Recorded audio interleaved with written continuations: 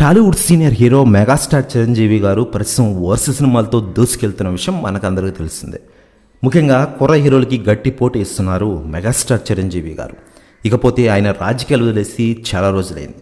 ఇకపోతే మళ్ళీ ఆయన రాజకీయ ప్రచారంలో పాల్గొనబోతున్నారు. ఆయన తమ్ముడు పవన్ కళ్యాణ్ గారి కోసం పిఠాపురం వెళ్తున్నారట. ప్రెస్ న్యూస్ కూడా తెగ వైరల్ అవుతోంది.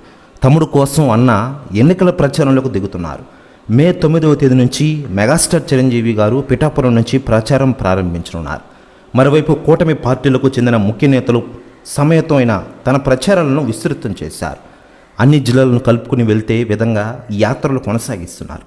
ప్రధాని మోడీ, చంద్రబాబు, పవన్ కళ్యాణ్ ఉమ్మడి సభలో పాల్గొనేందుకు ప్రణాళికలు సిద్ధం చేస్తున్న విషయం మనకందరికీ తెలిసిందే.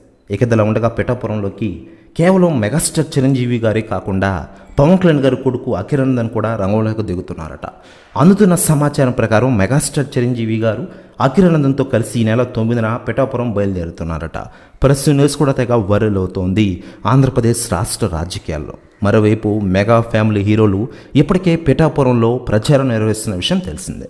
సాయి ధరమ్ తేజ్ మరియు వైష్ణవ్ తేజ్, వరుణ్ తేజ్ ఇలా అందరూ ప్రచారం నిర్వహిస్తున్న విషయం మనకందరికీ తెలిసిందే.